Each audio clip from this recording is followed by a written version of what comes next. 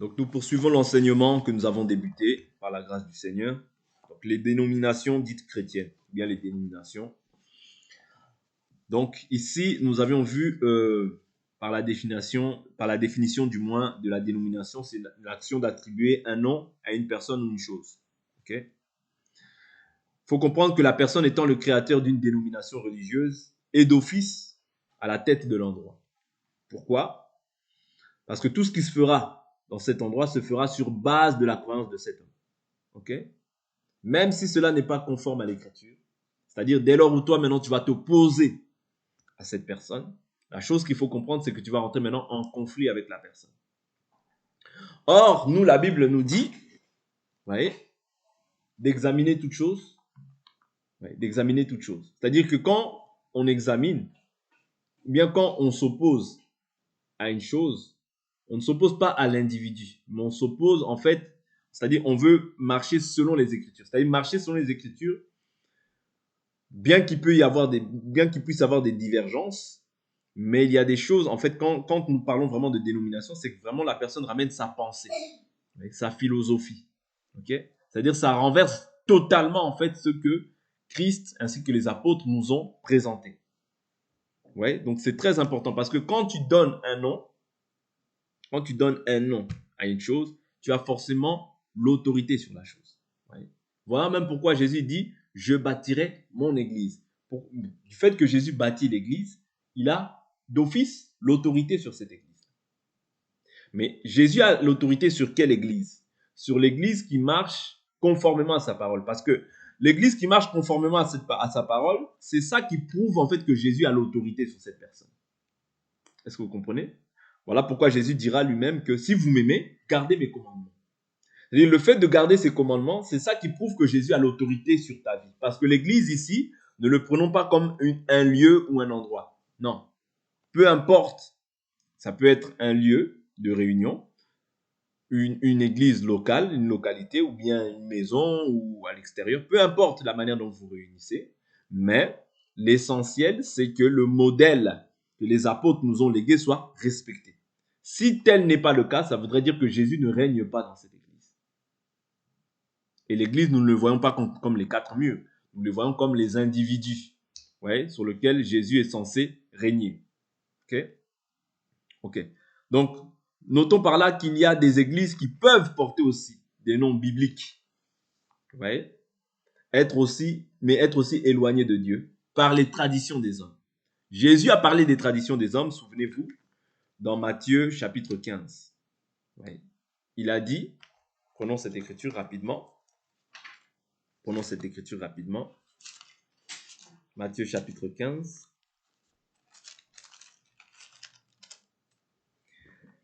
Verset 1. Alors, des pharisiens et des scribes vinrent de Jérusalem auprès de Jésus et dirent: Pourquoi tes disciples transgressent-ils la tradition des anciens? Car ils ne se lavent pas les mains quand ils prennent leur pain. Il répondit: Et vous, pourquoi transgressez-vous le commandement de Dieu au profit de votre tradition? Oui, c'est-à-dire ils transgressent la loi de Dieu au profit de quoi? De leur tradition. C'est-à-dire qu'au-dessus de la loi qui avait été établie pour les Israélites, ils ajoutaient aussi ce qu'on appelle les traditions des hommes. Là maintenant, il fait mention maintenant des traditions que les Juifs ajoutent, parce que je vous ai toujours dit, un esprit demeure. Les hommes meurent, mais l'esprit demeure. Ok?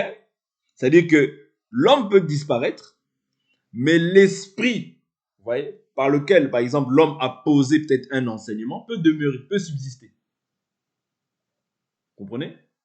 Par exemple, quand on parle du nicolaïsme, c'est un esprit de débauche. Vous voyez? Lorsqu'on parle là de la tradition des anciens, c'est un esprit. C'est-à-dire que cet esprit, on peut le revoir aujourd'hui, bien que c'était sous la loi, mais maintenant, sous la grâce aussi, on peut voir maintenant des gens qui apportent des traditions des hommes au sein d'une église. Et ici, je vous dis bien que l'église, ne nous voyons pas comme les quatre murs, mais nous nous voyons en fait comme les individus qui sont réunis, parce que le corps n'est pas formé d'un seul membre, mais de plusieurs. Ok? Donc, au profit de vos traditions. Verset 4. L'Écriture dit, car Dieu a dit, honore ton père et ta mère, et celui qui maudira son père ou sa mère sera puni de mort. Vous voyez? Ça, la loi dit ces choses-là. Mais il dit, mais vous dites. Vous voyez? C'est-à-dire, ils ajoutent à ce que la parole de Dieu dit. Or, la parole de Dieu que nous annonçons, c'est oui et amen. C'est-à-dire, dès lors où on ajoute, ou dès lors où on retranche, on n'est plus dans la volonté de Dieu. On n'est plus dans la parole, mais on est dans les pensées, ou bien dans la philosophie, ou bien dans les fables, ou bien dans les traditions des hommes. Parce que toutes ces choses-là se joignent. Il dit, verset 5, il dit, mais vous dites, celui qui dira à son père ou à sa mère, ce dont j'aurais pu t'assister est une oblation à Dieu, c'est-à-dire une offrande à Dieu. N'est pas tenu d'honorer son père ou sa mère. Ainsi, vous annulez la parole de Dieu au profit de votre tradition. Hypocrite. Ah, donc on comprend que celui qui annule la parole de Dieu au profit de ses traditions, qu'est-ce qu'il est? Il est un hypocrite. Ésaïe a bien prophétisé sur vous quand il a dit, ce peuple m'honore des lèvres, mais son cœur est très éloigné de moi. C'est-à-dire les traditions des hommes, qu'est-ce qu'elles font? Elles éloignent l'homme avec Dieu, d'avec Dieu. C'est le rôle des traditions des hommes. Voilà pourquoi, je répète, je prends toujours souvent cette écriture. Paul dit, je vous rappelle l'évangile que je vous ai annoncé, que vous avez reçu, dans lequel vous demeurez ferme et par lequel vous êtes sauvés, si vous le retenez dans les termes dans lesquels je vous l'ai annoncé. Autrement, vous auriez cru en vain. Vous voyez? C'est-à-dire, croire en vain, c'est retrancher ou bien ajouter. C'est ça la foi vaine. La foi qui n'est pas centrée sur Christ, c'est une foi vaine.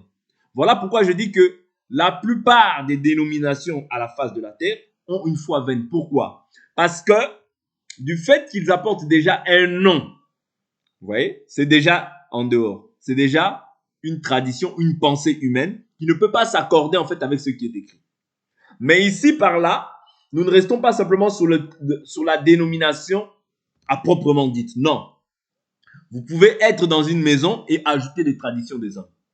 Vous pouvez être dans une assemblée dite d'église, appelée assemblée des saints, appelée église de Christ, appelée église de Dieu, appelée assemblée des élus, appelée assemblée de Dieu, ou église par rapport aux villes, parce que ça, ce sont des noms que nous voyons en fait dans la Bible. Vous voyez, parce que dans la Bible, l'église de Corinthe, on les appelait l'église de Corinthe par rapport au fait qu'ils étaient à Corinthe.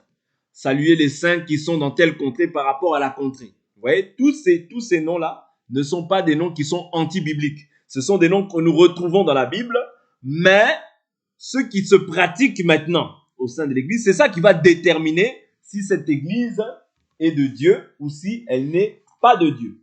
Vous comprenez? Parce que aujourd'hui, beaucoup ont été séduits par cette mouvance ou par cette vague.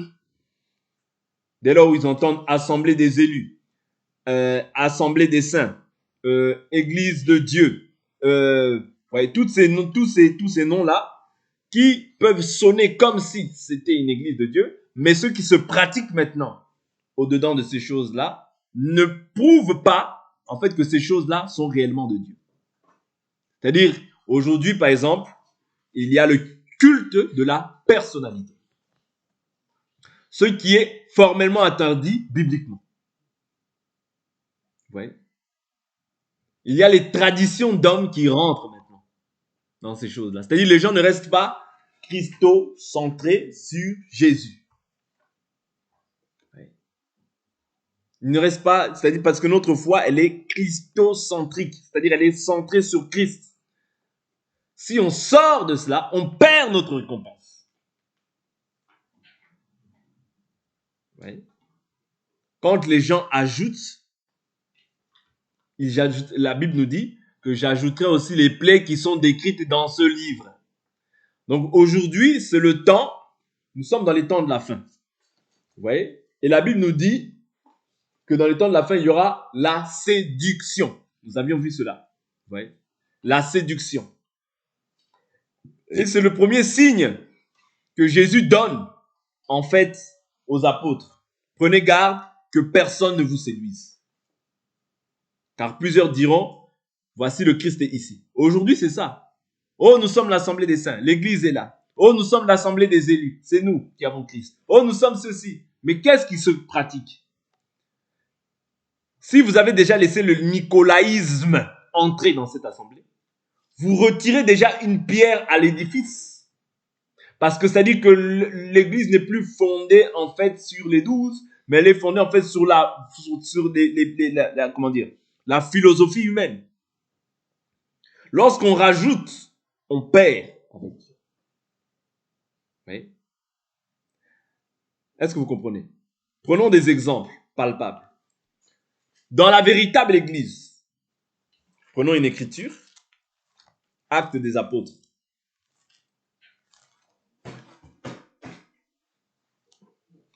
Actes des apôtres.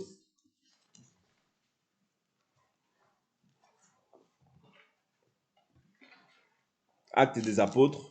Prenons Actes des apôtres au chapitre.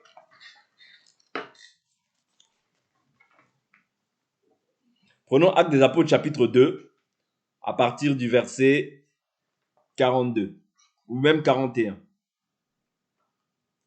Okay.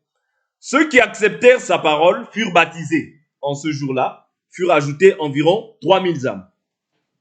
Ils persévéraient dans l'enseignement des apôtres, dans la communion fraternelle, dans la fraction du pain et dans les prières.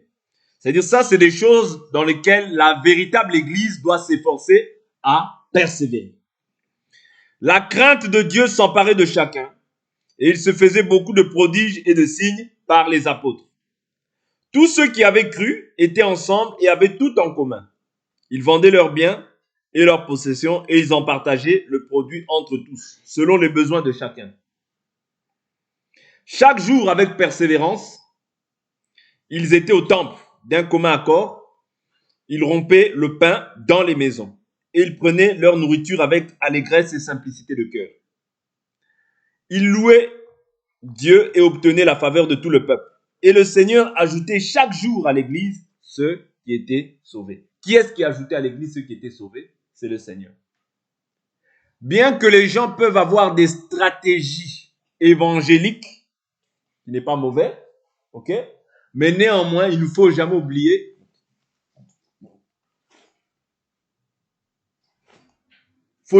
que c'est le Saint-Esprit qui ajoute à l'église ceux qui sont sauvés.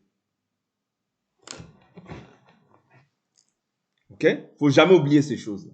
Que c'est le Saint-Esprit qui ajoute à l'église ceux qui sont sauvés. Oui? Et la manière dont la personne est ajoutée à l'église, elle doit d'abord se repentir, être baptisée d'eau et d'esprit et recevoir le Saint-Esprit. Mais il se peut que par la prédication, la personne aussi soit baptisée du Saint-Esprit.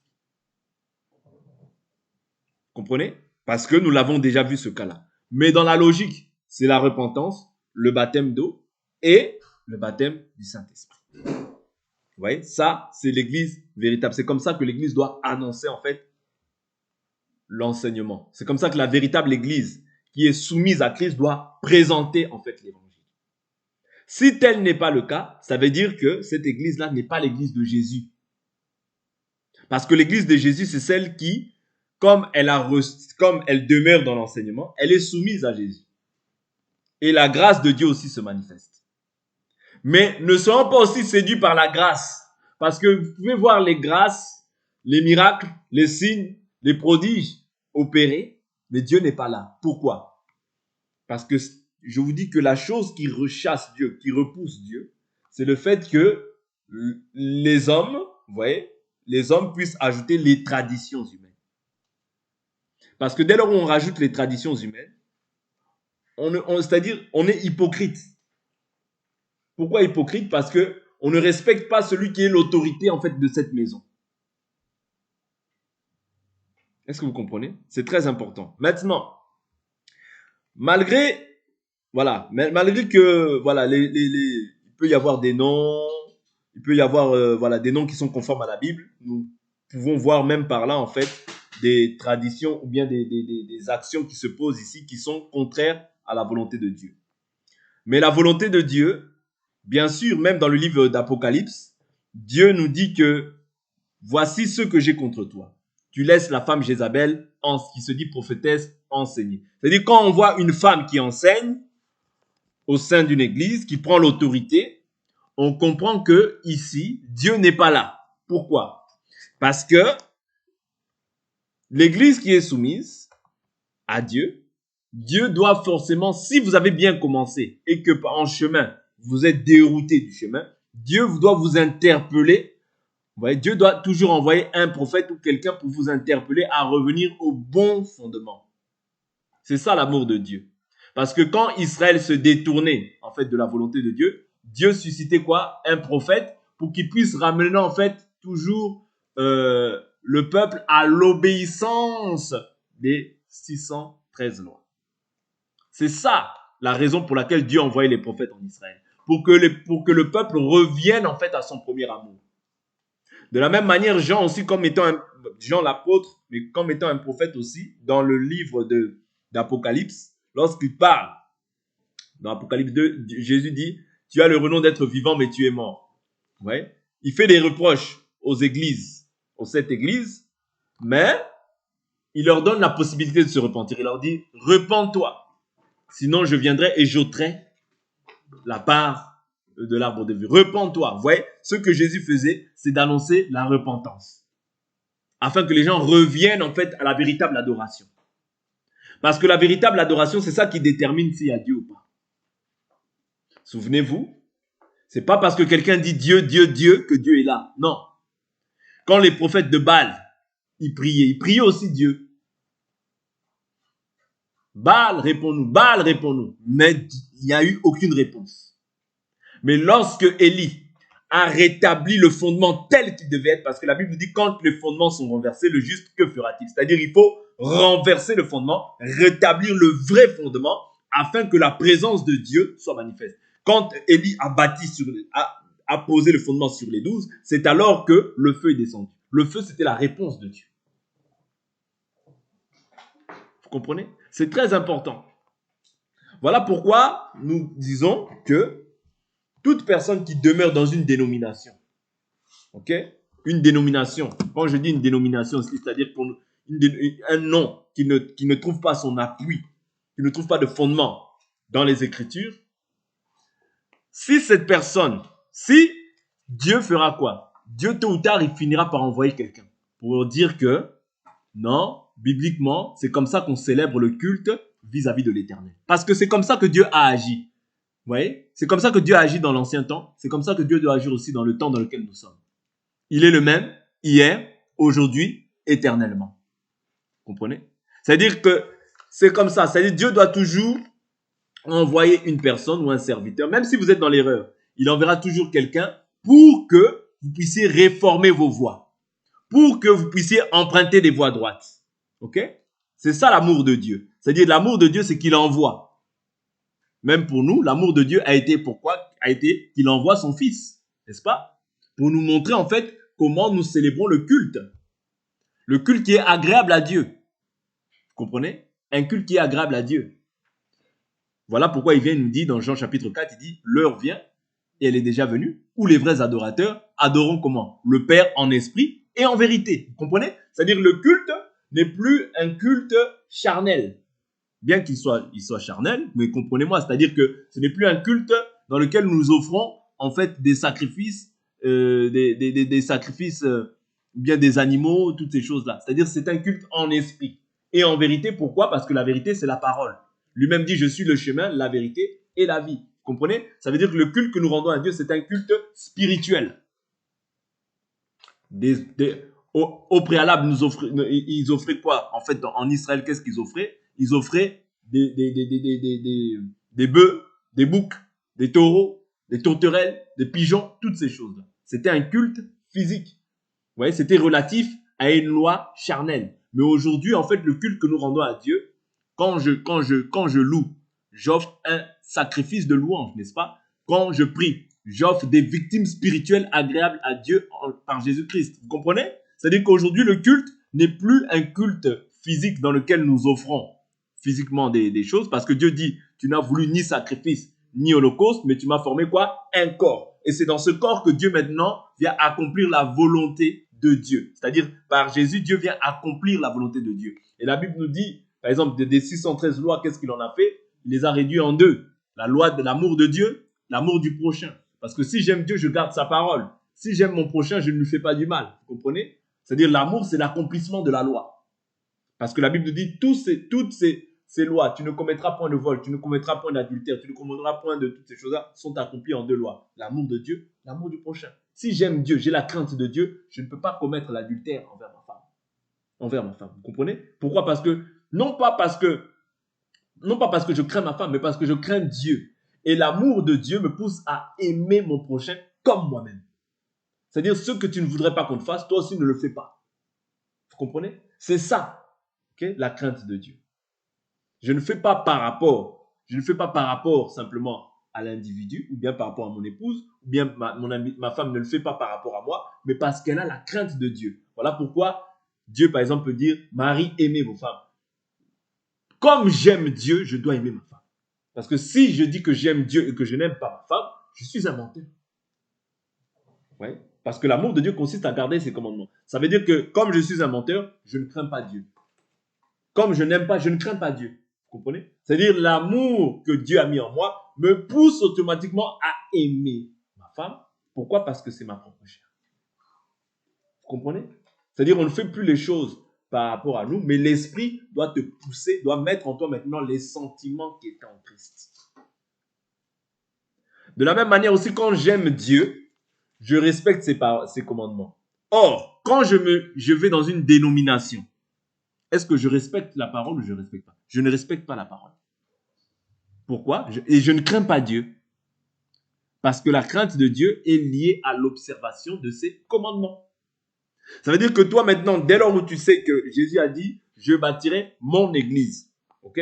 Ça veut dire que c'est lui qui a l'autorité sur cette église. Mais dès lors où maintenant, c'est un homme de chair et de sang qui a l'autorité sur cette église. C'est-à-dire, lui, c'est le oui et l'amen. Lui, il est l'alpha, il est aussi l'oméga. C'est lui qui prend toutes les décisions, qui gère tout dans cette église.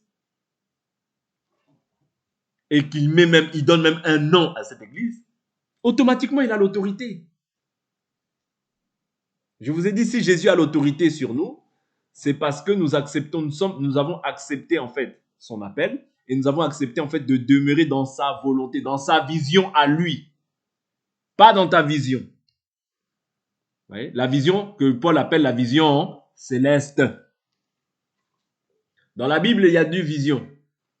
Il y a la vision du mont Sinaï, apportée par Moïse, et il y a la vision céleste que Paul nous a apportée à nous les nations. Vous comprenez? C'est-à-dire, en dehors de ces deux visions-là, il n'y a pas de visionnaire. Oh, moi, je suis le visionnaire de telle église. Église, l'arche de Noé. Église, le pied de Dieu sur la terre. C'est faux, archi faux. Église, le chandelier au ciel. Non, c'est des églises fausses. Pourquoi? Parce qu'elles ne demeurent pas dans les Écritures. On ne trouve pas de soubassement biblique à ce que tu fais. Ça veut dire que c'est une pensée, une philosophie humaine. Même si le nom peut être beau, angélique, mais néanmoins, nous ne mettons pas foi à cela. Pourquoi? Parce que la Bible dit, ne mettez pas foi à tout esprit, mais éprouvez les esprits pour savoir s'ils sont de Dieu. C'est-à-dire, même s'il y a des bonnes choses, même s'il y a des miracles, du fait que ça ne trouve pas d'appui, de fondement sur la parole, je le rejette. C'est comme ça que tu vas te préserver dans ta foi. Rejeter tout ce qui ne trouve pas de fondement. Rejeter tout ce qui ne trouve pas de soubassement. Même si on te dit qu'on te taxe d'extrémiste, accepte l'extrémisme, mais accepte d'être en paix avec Dieu. Église, la compassion. Ça peut paraître, oh là là, il est compatissant. Ah, il a la compassion, celui-ci. Oh là là, il est pris à quelle église? L'église de la compassion. Donc, il a la compassion dans son cœur. Ça ne veut rien dire. C'est-à-dire, tu es déjà dans l'abomination. Pourquoi? Parce que tu es venu apporter un nom. Voilà pourquoi il y a quelqu'un qui est à la tête de cette église-là. Ouais. Et la personne qui sortira aussi va faire, ce sera comme, c'est-à-dire la personne qui va sortir, il va partir dans telle contrée, il va aussi faire maintenant il va faire aussi une autre église appelée la compassion. Et maintenant, une autre personne qui va aller dans tel contrée aussi va faire aussi encore une autre église, la compassion. Mais toutes ces églises-là sont gérées par une seule personne, qui est la tête de cette église. Vous comprenez? Vous comprenez? C'est-à-dire, c'est comme McDonald's. McDonald's, il a son tête. Toute personne maintenant qui va faire le McDonald's, il doit maintenant, comment on appelle ça? On appelle ça comment déjà? Je l'ai dit hier, le terme. J'ai oublié le terme. Mais c'est-à-dire, tous ceux maintenant qui vont faire le McDo devront aussi agir de la même manière que McDo a dit. C'est-à-dire, ils ne pourront pas ajouter ni retrancher. Les chaises, la franchise, on appelle ça la franchise, vous voyez? C'est-à-dire les chaises, les tables, les menus, la manière dont les choses sont faites doivent être comme McDo. Vous voyez? Voilà pourquoi en fait c'est le même esprit qui va régner dans toutes ces églises-là. Pourquoi? Parce que celui qui en est à la tête a donné l'ordre. Personne ne peut faire autrement que celui qui l'a dit. C'est-à-dire que si cette personne-là, ouais, est au-dessus, selon sa pensée, hein, selon sa philosophie. Parce qu'il prend sa philosophie pour la pensée de Dieu. Ouais, il est au-dessus de la Bible, selon lui. Pourquoi? Parce que lui peut dire, non, la femme enseigne. La femme enseignera. Et celui qui n'est pas d'accord avec cette philosophie-là, il s'en va. Tradition des hommes. Et on pense que si on prie là-bas, on verra Dieu. Non, tu ne verras pas Dieu. Pourquoi? Parce que Dieu est derrière sa parole pour l'accomplir. Mais si tu es de Dieu, si tu es destiné à voir ce salut-là, Dieu permettra que tu passes là-bas, mais tôt ou tard, il permettra aussi que tu puisses en sortir.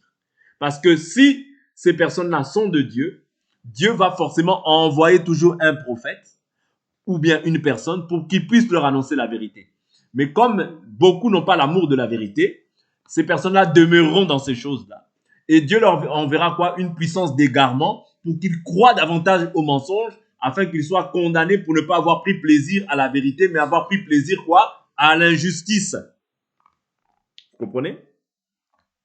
Et l'injustice sera le salaire aussi de l'injustice. Voilà pourquoi nous, qui avons trouvé grâce, parce que ce n'est pas par nos propres efforts, mais c'est la grâce de Dieu, nous devons nous efforcer à demeurer sur le chemin étroit. Oui. Nous devons nous efforcer à demeurer sur le chemin étroit. Okay? Si réellement nous avons goûté que le Seigneur est bon, si réellement nous avons mis la main à la charrue, nous ne pouvons plus regarder derrière. Est-ce que vous comprenez? C'est très important. Maintenant, il y a aussi des raisons. C'est-à-dire, il y a des gens qui ont des raisons, qui les poussent. C'est-à-dire, il y a des gens même à qui tu peux parler de ces choses-là, mais qui les poussent à rester en fait dans ces choses-là. Souvent, ça peut être la proximité, la beauté du lieu. Pourquoi je dis ces choses-là? Je prends des appuis bibliques. Matthieu chapitre 24. Parce que je vous ai toujours dit, l'esprit ne meurt pas. N'oubliez pas ça. Matthieu chapitre 24. Verset 1. Comme Jésus s'en allait au sortir du temple, ses disciples s'approchèrent pour lui en faire remarquer les constructions. La beauté, les constructions. Ça, c'est notre église. Ça, c'est notre église. Ça! Ouais. C'est-à-dire aujourd'hui, beaucoup de gens ont plus d'affinité, d'intimité, de complicité avec le lieu plutôt qu'avec Dieu. Parce que quand les gens sont dans le faux, s'ils sont réellement dans le faux et s'ils sont réellement de Dieu, Dieu ne peut pas permettre qu'ils demeurent là-bas. Parce que la Bible nous dit, sortez du milieu de mon peuple et ne touchez pas ce qui est impur et moi je vous accueillerai. C'est très important de comprendre ça. La proximité.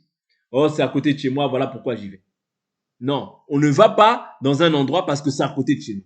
On va dans un endroit parce que nous savons que là-bas, nous avons obtenu le salut et qu'il y a la vérité de la parole. Et tant bien même qu'il puisse y avoir la vérité, le jour où cette église se détourne de la vérité, je dois partir. Parce que notre relation, je vous ai toujours dit, est horizontale. Ouais. Elle est verticale, mais aussi horizontale. Okay? D'abord avec Dieu. C'est-à-dire, si Dieu me démontre par la suite des temps que cette église s'est écartée de la vérité, sors de là, je sors de là. La beauté, la présence ou les amis de la famille, ou la présence des amis ou la famille. Les programmes pour enfants. Et des fois, les gens n'arrivent pas à être seuls. C'est-à-dire, ils ne supportent pas la solitude. Oui. Il ne supporte pas la solitude. Je vous dis, ce qui a été, c'est ce qui sera. Rien de nouveau sous le soleil. Okay? Donc tu vas dans un endroit simplement par habitude, par tradition. Mes parents sont là-bas, moi aussi je dois aller là-bas. Non! Partout où tu vas, prie d'abord Dieu pour savoir est-ce que c'est la volonté de Dieu que tu sois là-bas ou pas. Oui. Peu importe, même si ils sont dans la vérité. Oui, c'est la vérité, mais est-ce que toi, tu as un apport là-bas? Est-ce que toi, tu peux être utile pour cette œuvre là-bas? Parce que peut-être que tu es dans la vérité, peut-être que ces gens-là sont dans la vérité, mais ce n'est pas ta place à toi là-bas. Et si ce n'est pas ta place, tu ne feras pas de plus grand effort. C'est-à-dire tu n'évolueras pas là-bas. Pourquoi? Parce que les gens n'entendront pas ton message. Tu peux venir avec la vérité. Tu peux venir même avec, voilà, des bons sentiments. Mais si ce n'est pas la volonté de Dieu que tu sois à cet endroit-là, ce n'est pas la volonté de Dieu. Vous comprenez?